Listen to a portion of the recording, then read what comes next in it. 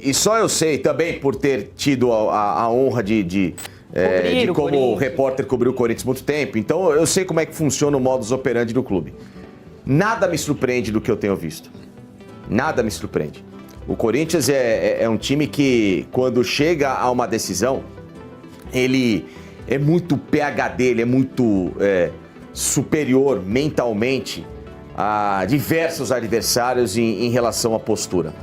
O Corinthians, ele dá aula de mata-mata. Ele pode perder, mas você nunca vai ver o Corinthians perder jogando de uma forma covarde, jogando com fralda na mão, jogando com cueca cheia. Muito pelo contrário. O Corinthians, ele perde com honra como ele ganha com a dignidade peculiar que faz a história do clube. A imprensa rasgou muitos elogios ao título do Timão na final da Supercopa do Brasil, dominou o Flamengo, ganhou com muita propriedade, né? E é o que nós vamos acompanhar no vídeo de hoje. Até os rivais, até quem critica, foi obrigado a elogiar a grande atuação do Timão. E é isso que vamos acompanhar a partir de agora. Deixa o like, inscreva-se no canal. Sem mais enrolação, vamos direto pro vídeo. O link lá do programa Esporte Sem Firula estará aqui na descrição e assim vocês poderão acompanhá-los na íntegra. O Timão, o grande campeão, e a imprensa segue rasgando elogios. Bom, gente, vamos falar de Corinthians e Flamengo. Letícia Pepe não vê a hora, né, de falar de Corinthians e Flamengo.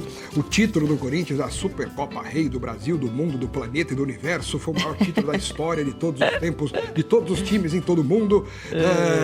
Afinal de contas, o Corinthians bateu o todo poderoso Flamengo 2-0, com o VAR sendo também um protagonista, com a queda de energia. A explicação da CBF ontem, né? Vamos falar sobre isso. Deu a nota oficial depois. A gente leu até ao vivo lá no Mesa Redonda, né? Que vergonha. Que o no break só durou 15 minutos. Pô, o no break nos caras é a pilha. Só dura 15 minutos num jogo como esse, uma final de competição. Absurdo. O mundo inteiro assistindo.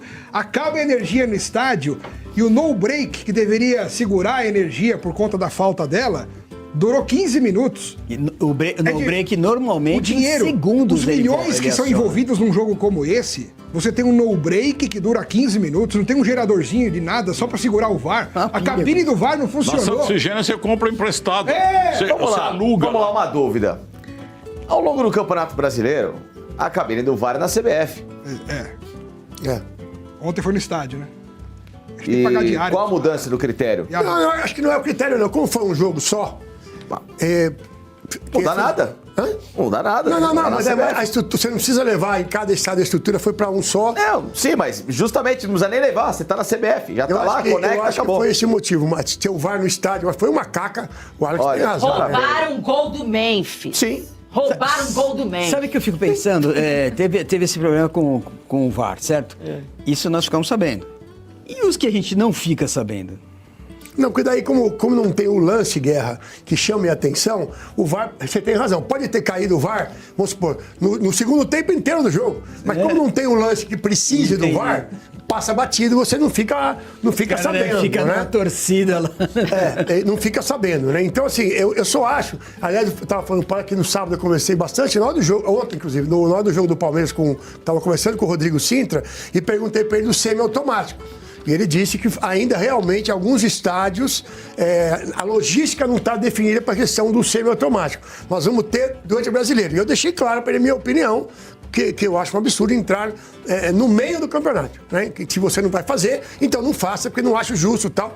Ele discorda, mas obviamente são opiniões que a gente tem que respeitar. Nós vamos falar disso aí também, mas antes eu quero mostrar para vocês, porque eu fico muito feliz quando amigos ficam felizes, né? A gente quer o bem dos amigos e quando um amigo fica feliz por conta do título do seu time, mesmo que não seja o nosso time, você fica alegre pela alegria dele, né? Se você gosta de uma pessoa de verdade. Então tem uma pessoa que eu queria mostrar que ficou muito feliz ontem.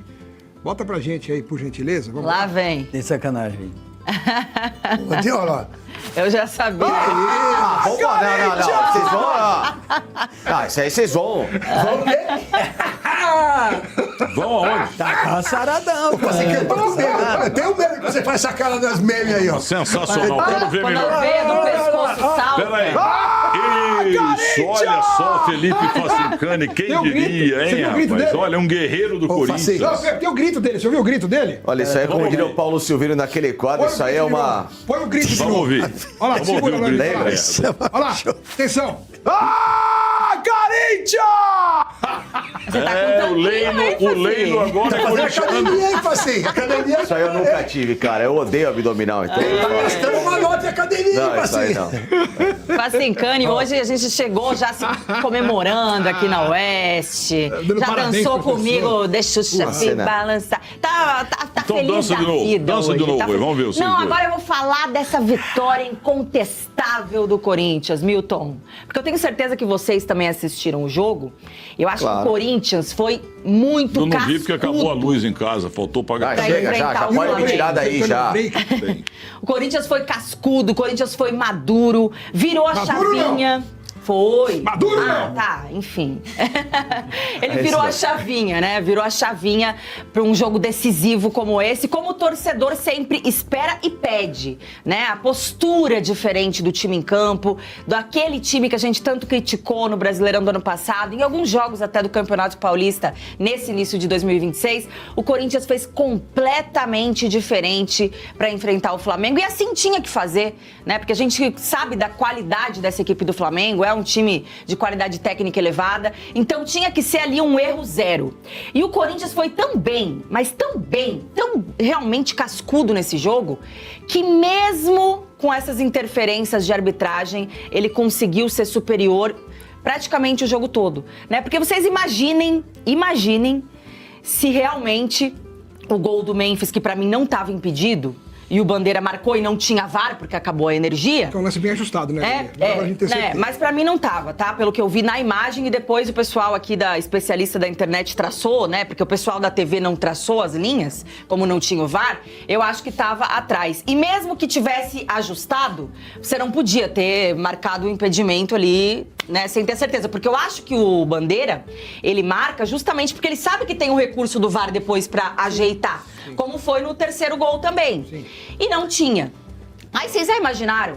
Se anulam esse gol e o Paquetá acerta aquela bola e empata o jogo? Que vergonha o que teria o gol que ele acontecido? perdeu. Meu Deus. Então, assim, o Corinthians ele foi tão bem, realmente, na partida, que mesmo com tudo isso, todas essas polêmicas de arbitragem, né, a expulsão que demorou a acontecer, ele conseguiu... Ele driblou o VAR e a Globo. Driblou todo mundo. O Flamengo, o VAR e a Globo, né? Aliás, o Corinthians não só venceu o jogo de ontem, Alex Miller. O Corinthians venceu com caganeira, rapaz. Nossa! Eles estavam mal. O Yuri Alberto passou a madrugada inteira mal. Estavam todos Aliás, duvidosos, né? Fez o O gol. Dorival, inclusive, falou sobre isso na coletiva. Nós temos o Falou. Dorival aí, Rossi? A gente tem o Dorival, porque o Dorival falou sobre isso na coletiva. Um vencedor. Fiquei feliz para o Jogadores técnico com do Corinthians. virose. Vamos ouvir o Dorival Júnior falando sobre isso, que isso é importante, hein? Os Que o senhor jogadores... tanto perseguiu. É, mais ou menos. Caganeiro do cara, importante. Que foge muito ao contexto de vocês, mas era 10h30, 11 horas da manhã, nós ainda estávamos buscando informações para que pudéssemos ter assim a certeza daquilo que colocaríamos em campo. Tanto é que só anunciamos a escalação aos jogadores na palestra das 11h30 da manhã. Não tínhamos como fazê-lo anteriormente, tivemos 11 jogadores com esse problema, agravados em razão de alguns serem jogadores do mesmo setor, então eu não podia arriscar de colocar de repente 2 jogadores no mesmo setor, tendo a necessidade de repente, porque não sabíamos o que ia acontecer, de buscarmos alterações antes dos 45 minutos iniciais. Então nós tivemos que buscarmos aí as melhores alternativas. O trabalho do departamento médico foi muito convincente e, acima de tudo, presente, porque desde o momento que foram constatados todos as situações, ontem nós tiramos vários jogadores dos treinamentos, mesmo assim repetimos com intensidade aquilo que nós queríamos para a partida.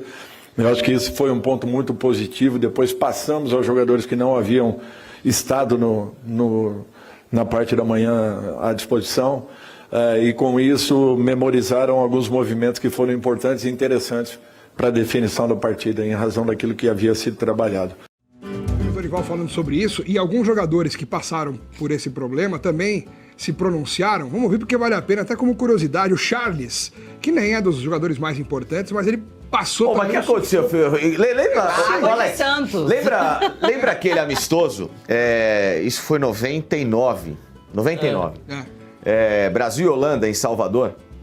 Vocês lembram dessa? O Brasil fez uma série de amistosos com a Holanda, em Salvador. E aí, a equipe holandesa, obviamente, foi se esbaldar no jantar, e caramba, lá na Bahia. E os caras abusaram no dendê, tal do azeite dendê, que é bom pra caramba. Foram bem. Eu sei que é bom, mas ele tem lá o seu lado B. O seu limite. É bom não abusar, eu sei bem como é que é. É ruim. E aí o pessoal, né, passou a noite daquele jeito. Hã? Tombaram o Moreno. Ah, passou, todo mundo foi condecorado como rei, né? Não, o cara, E aí no dia seguinte, metade do time não conseguiu ir pro amistoso, a Holanda foi desfalcada pro jogo, porque os caras Chamaram estavam... os Gandula pra completar o time. foi Vamos aconteceu ver o isso. Charles. Coloca o Charles aí, vamos lá. Quem não sabe. Ah, você também tava, então. Sexta, sábado, vomitando. Como é que funciona a coisa por lá? E só eu sei também, por ter tido a honra de como repórter cobrir o Corinthians muito tempo, então eu sei como é que funciona o modus operandi do clube. Nada me surpreende do que eu tenho visto. Nada me surpreende. O Corinthians é um time que, quando chega a uma decisão, ele é muito PhD, ele é muito superior mentalmente a diversos adversários em relação à postura. O Corinthians, ele dá aula de mata-mata. Ele pode perder, mas você nunca vai ver o Corinthians perder jogando de uma forma covarde, jogando com fralda na mão, jogando com cueca cheia. Muito pelo contrário. O Corinthians, ele perde com honra como ele ganha com a dignidade peculiar que faz a história do clube. Por isso que eu tenho, assim, muito respeito com o que representa, significa o Corinthians. Por isso que eu trato o Corinthians como o grande rival, que, por exemplo, meu caso, né, sou jornalista, então faço análise, aí o meu lado torcedor como palmeirense, eu olho o Corinthians numa prateleira tão igual como a do Palmeiras. É a primeira medida que eu tenho justamente por isso, porque é sempre um adversário que vende muito caro a derrota, que faz o torcedor do Palmeiras também se engrandecer nas vitórias e vice-versa. Então, de verdade, o que o Corinthians significa é outra coisa, né? A aula de arquibancada da torcida toda vez, né? É impressionante como que a torcida do Corinthians, ela mostra a devoção que ela tem ao clube. A torcida é o 12º jogador, né? Porque sempre motiva demais e ficou muito claro, foi um show, assim, que a torcida fez lá no Mané Garrincha, né? Lembrando que o jogo foi em Brasília, ou seja, as duas torcidas tiveram que se deslocar para o estádio. Claro, tiveram muitos torcedores que moram na região, mas o Corinthians levou diversos ônibus também, com a Gaviões da Fiel, enfim, as torcidas organizadas, e deu um show realmente nessa grande decisão. Com isso, até o Facincani, que é palmeirense, está se rendendo ao Corinthians, e é bem interessante ver a análise que ele fez. Deixe seu like, inscreva-se no canal, comente abaixo, na verdade, o que vocês pensam sobre essa fala do Facincani. Daqui a pouco voltaremos com mais informações para cobrir tudo sobre esse título do Timão e também o que esperar para as próximas rodadas, não só do Paulistão, mas também do Campeonato Brasileiro. Obrigado a todos, valeu!